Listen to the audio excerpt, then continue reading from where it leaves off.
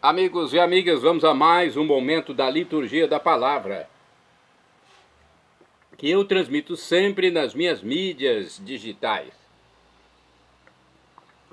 Paulo Roberto Maciel, Maciel 7919. Paulo Roberto Maciel 6 barra.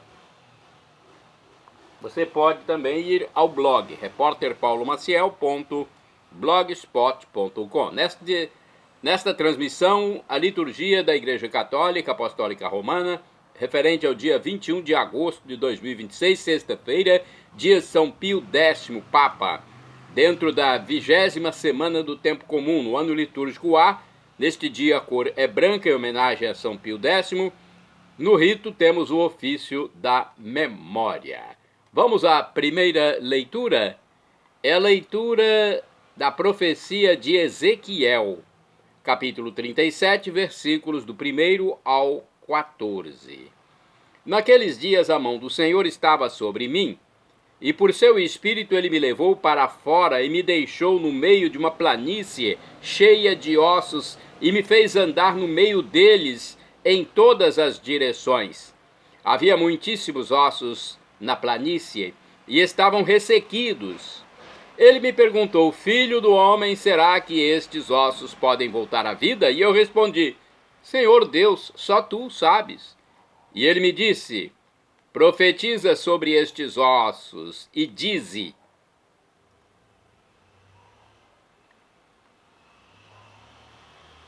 Ossos ressequidos, escutai a palavra do Senhor. Assim diz o Senhor Deus a estes ossos: Eu mesmo vou fazer entrar um espírito em vós, e voltareis à vida, porém nervos em vós. Farei crescer carne, e estenderei a pele por cima. Porei em vós um espírito para que possais voltar à vida. Assim sabereis que eu sou o Senhor. Profetizei como me foi ordenado. Enquanto eu profetizava, ouviu-se primeiro um rumor e logo um estrondo, quando os ossos se aproximaram uns dos outros. Olhei e vi nervos e carne crescendo sobre os ossos e por cima a pele que se estendia. Mas não tinham nenhum sopro de vida. Ele me disse: Profetiza para o Espírito, profetiza, filho do homem. Dirás ao Espírito: Assim diz o Senhor Deus: Vem dos quatro ventos, ó Espírito, vem soprar sobre estes mortos, para que eles possam voltar à vida. Profetizei como me foi ordenado, e o Espírito entrou neles. Eles voltaram à vida e puseram-se de pé. Era uma imensa multidão. Então ele me disse: Filho do homem, estes ossos são toda a casa de Israel. É isto que eles dizem: Nossos ossos estão secos, nossa esperança acabou, estamos perdidos. Por isso profetiza e dize-lhes: Assim fala o Senhor Deus: Ó meu povo, vou abrir as vossas sepulturas e conduzir-vos para a terra de Israel. E quando eu abrir as vossas sepulturas e vos fizer sair delas, sabereis que eu sou o Senhor. Porei em vós o meu espírito para que vivais, e vos colocarei em vossa terra. Então sabereis que eu, o Senhor, digo e faço. Oráculo do Senhor, palavra do Senhor, graças a Deus. Salmo responsorial é o 106 na Bíblia Vulgata, ou 107 na de Jerusalém, versículos 2º ao 3º, 4º ao 5º, 6º ao 7º, 8º ao 9º, refrão, versículo 1º. Dai graça ao Senhor, porque Ele é bom, porque eterna é a sua misericórdia. Repitamos: dai graças ao Senhor, porque Ele é bom, porque eterna é a sua misericórdia. Que o digam os libertos do Senhor, que da mão dos opressores os salvou, e de todas as nações os reuniu, do Oriente, Ocidente, Norte e Sul. Dai graças ao Senhor, porque Ele é bom. Eterna é a sua misericórdia. Uns vagavam no deserto, extraviados, sem acharem o caminho da cidade. Sofriam fome e também sofriam sede. e sua vida ia aos poucos se definhando. Dai graças ao Senhor, porque Ele é bom, porque eterna é a sua misericórdia. Mas gritaram ao Senhor na aflição, e Ele os libertou daquela angústia. Pelo caminho bem seguro os conduziu para chegarem à cidade onde moram. Dai graças ao Senhor, porque Ele é bom, porque eterna é a sua misericórdia. Agradeçam ao Senhor por seu amor e por suas maravilhas entre os homens. Deu de beber aos que sofriam tanta sede, e os famintos saciou com muitos bens. Dai graças ao Senhor, porque Ele é bom, porque eterna é a sua misericórdia. Repitamos: dai graças ao Senhor, porque Ele é bom, porque eterna é a sua misericórdia. Vamos ao Evangelho agora de Jesus Cristo, escrito por São Mateus, capítulo 22, versículos do 34 ao 40. Antes de veiculá-lo, de transmiti-lo, vamos aclamá-lo. Vamos saudar o Evangelho. Aleluia, aleluia, aleluia, aleluia, aleluia, aleluia, aleluia, aleluia. Fazei-me conhecer vossa estrada, vossa verdade me oriente e me conduza, Aleluia, aleluia, aleluia, aleluia, aleluia, aleluia, aleluia, aleluia. O Senhor esteja convosco, Ele está no meio de nós. Proclamação do Evangelho de Jesus Cristo, segundo São Mateus. Glória a vós, Senhor. Pelo sinal da Santa Cruz, purificai, Senhor, minha mente, meus lábios e meu coração, para acolher vossa palavra e que ela produza bons frutos na minha vida. Naquele tempo, os fariseus ouviram dizer que Jesus tinha feito calar os saduceus. Então eles se reuniram em grupo, e um deles perguntou a Jesus para experimentá-lo: Mestre, qual é o maior mandamento da lei? Jesus respondeu: Amarás o Senhor teu Deus de todo o teu coração, de toda a tua alma e de todo o teu entendimento.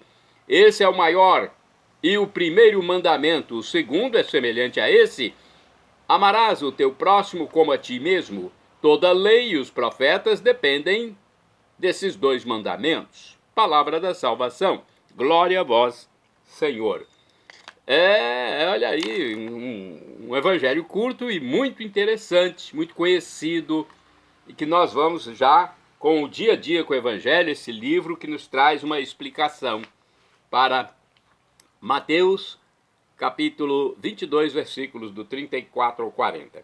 Com frequência, os fariseus cercam Jesus, não com o objetivo de ouvir suas palavras e seguir os seus passos. Ao contrário, os fariseus o procuram para o experimentar, para o colocar em ciladas. Desta vez o assunto são os mandamentos. Afinal, qual deles é o maior? Os fariseus tinham como ponto de honra observar cuidadosamente todos os preceitos. Será que esperam ver Jesus falando contra algum deles? Sem acrescentar argumentos, Jesus responde o que todo judeu religioso sabia. O primeiro e maior mandamento é amar a Deus acima de tudo. E ao amar a Deus, Jesus une o amor ao próximo. Ame seu próximo como a si mesmo. São João escrevia: se alguém disser eu amo a Deus, mas odeia seu irmão, este tal é um mentiroso. Pois quem não ama seu irmão, a quem vê, não pode amar a Deus a quem não vê. Então, amar a Deus sobre todas as coisas e ao próximo como a si mesmo. Os santos fizeram isso. Santo do dia 21 de agosto, São Pio X, Papa. De acordo com a paróquia sãopedro.org, São Pio X nasceu em Ries, norte da Itália, em junho de 1835, com o nome de José Melchior Sarto. Era filho de um humilde camponês que morreu, deixando a mulher com 10 filhos pequenos para criar. Na ocasião, ele quis afastar-se do seminário para ajudar a família, mas a mãe, que muito incentivava sua vocação, não permitiu. Estudou no seminário de Pádua e em 1858, aos 23 anos, foi ordenado sacerdote. Exerceu inicialmente a função de padre coadjutor e depois de pároco. Em 1875 foi nomeado cônego de Treviso. e diretor espiritual do seminário. Em 1879 foi nomeado vigário-geral da diocese e em 1884, só por obediência, aceitou o bispado de Mantua. Em 1893 foi nomeado cardeal e 3 dias depois foi transferido para Veneza, onde ficou como patriarca. No ano de 1903 ele foi eleito papa, com 55 votos num total de 60, sucedendo o Papa Leão XIII. São Pio X era um homem simples, humilde, extremamente perspicaz. Falava com todos independentemente das regras protocolares. Para ir ao conclave que o elegeu, tomou emprestado dinheiro para a passagem de ida e volta, convencido de que o Espírito Santo não cometeria o erro de sugerir seu nome. Olha só. Equilibrado, discreto, prudente, corajoso e empreendedor, apesar de pretender uma concepção centralista da Igreja e seu governo, outra coisa não desejava senão ser o humilde servo de todos. O lema do seu pontificado era restaurar todas as coisas em Cristo. Como Papa, promoveu a reforma da música sacra, a comunhão frequente para todos os fiéis e trabalhou muito em prol da organização da Cúria e da fundação de um instituto bíblico em Roma. Ficou conhecido por seu amor à Eucaristia e por haver permitido a comunhão para crianças de tenra idade. Gostava de definir como um pobre... Vamos ver como é que ele se definia. Vamos ver aqui. Ele gostava de se definir como um pobre vigário da roça. Quando alguém chamava o Papa Pio X de santo, ele, aludindo ao seu sobrenome, que era Sarto, logo corrigia: santo não, Sarto. São Pio X morreu em 20 de agosto de 1914. Muitos atribuem sua morte à dor pela notícia da Primeira Guerra Mundial. Foi canonizado em 29 de maio de 1954. Hoje, São Pio X, cuja mãe teve um papel essencial em sua vida e vocação, nos convida a uma reflexão sobre a participação dos pais na vida e vocação dos filhos e sobre a importância da família como o primeiro celeiro da vocação cristã e principal transmissora dos autênticos valores evangélicos. Olha, tem outras informações sobre São Pio X. Deixa eu ver se dá para passar. Eu vou passar aqui da rede de televisão RS21. Seu nome de batismo, José Melchior Sarto, oriundo de família humilde e numerosa, mas de vida no segmento de Cristo. Nasceu numa pequena aldeia da diocese de Treviso, norte da Itália, dia 2 de junho de 1835. Desde cedo, demonstrava-se muito inteligente. Por causa disso, seus pais fizeram um grande esforço para que ele estudasse. Todos os dias, durante 4 anos, o mesmo caminhava com os pés descalços por quilômetros a fio, tendo no bolso apenas um pedaço de pão para o almoço, e desde criança manifestou a vontade de ser padre. Quando seu pai faleceu, sua mãe, Margarida, uma camponesa corajosa e pia, não permitiu que ele abandonasse o caminho escolhido para auxiliar o sustento da casa. Então, não tirou o sonho dele de ser padre. Ficou no seminário e aos 23 anos recebeu a ordenação presbiteral, com mérito nos estudos. Teve uma rápida ascensão dentro da igreja. Primeiro foi vice-vigário numa pequena aldeia, depois vigário de uma importante paróquia, cônego da Catedral de Treviso, bispo da diocese de Mantua, cardeal de Veneza e, após a morte do Papa Leão XIII, foi eleito seu sucessor com o nome de Pio X, em 1903. No Vaticano, José Sarto continuou sua vida no rigor da simplicidade, modéstia e pobreza. Surpreendeu muitos católicos quando adotou como lema do seu pontificado restaurar as coisas em Cristo. Tal meta traduziu-se em vigilante atenção à vida eterna da igreja, à vida interna da igreja. Realizou algumas renovações dentro da igreja, criando bibliotecas eclesiásticas e efetuando reformas nos seminários. Pelo grande amor que dispensava à música sagrada, renovou-a. Reformou também o breviário.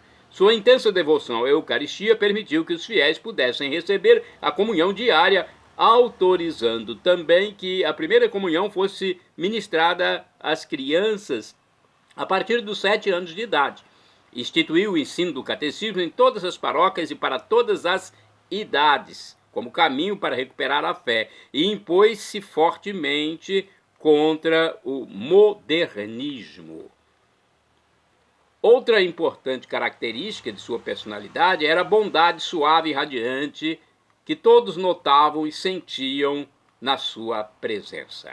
São Pio X, rogai por mim, rogai por nós junto a Deus. Santo do dia 21 de agosto, São Quadrato. Foi bispo e mártir. Foi martirizado em Útica, na atual Tunísia. São Privato é do dia 21 de agosto. Foi bispo e mártir. Morreu em 407. Foi bispo de Mende, na França, morto a bastonadas durante a incursão dos vândalos. São Sidônio Apolinário é do dia 21 de agosto, foi bispo, morreu mais ou menos no ano 479. Após uma faustosa e intensa vida política em Roma, abandonou as glórias humanas para exercer o episcopado em Clermont-Ferrand, onde defendeu a população das invasões bárbaras. São Bernardo de Alzira e suas irmãs, Maria e Graça, mártires que morreram em 1180. Muçulmano de grande prestígio na corte de Valência, fez-se monge cisterciense e foi martirizado junto com suas 2 irmãs, Maria e Graça. Olha, muçulmano, hein? Tornou-se católico. Que conversão bonita. E foi para junto de Deus com suas 2 irmãs, já que os mártires vão diretamente para Jesus no céu. São José d'Andivien é do dia 21 de agosto, santo que foi um padre, um presbítero e também mártir, morreu em 1838. Ele foi martirizado em Hung-Yen, no Vietnã, no tempo do imperador Minh Mang. Bem-aventurada do dia 21 de agosto é a beata Vitória Rasoamanarivo, viúva, morreu em 1894. Foi uma princesa de Madagascar, convertida à fé católica. Quando os missionários foram expulsos do país, ajudou os cristãos e defendeu a igreja perante os poderes públicos. Bem-aventurado do dia 21 de agosto, Beato Bruno Zembal, foi um religioso e mártir, morreu em 1942. Foi franciscano polonês, deportado ao campo de concentração de Dachau, na Alemanha, onde morreu. Shalom Adonai é uma expressão hebraica que significa a paz de Deus. É o que eu desejo para todos vocês. El Shaddai, também do hebraico, significa Deus onipotente, Deus todo-poderoso. Ele proverá aquilo que você deseja se for para o seu bem.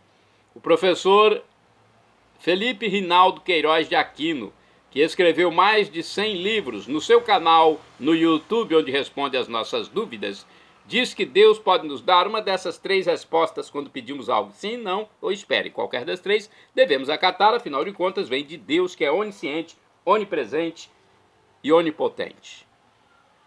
Agora eu clamo Maranatá, como dizemos nós católicos, ou Maranata, como dizem nossos irmãos separados, os evangélicos. Não importa a pronúncia, o significado é o mesmo. Vinde, Senhor Jesus. Um dia ele voltará e será o juízo final. Esteja preparado. Perdão, Senhor, pelos meus pecados passados, presentes, futuros, físicos e espirituais. Pecados do pensamento, palavras, atos, omissões, e me dê a vida eterna. Meu Jesus, eu quero a vida eterna convosco. Acesse @Paulo Roberto Maciel, Maciel 7919, @Paulo Roberto Maciel 6 /.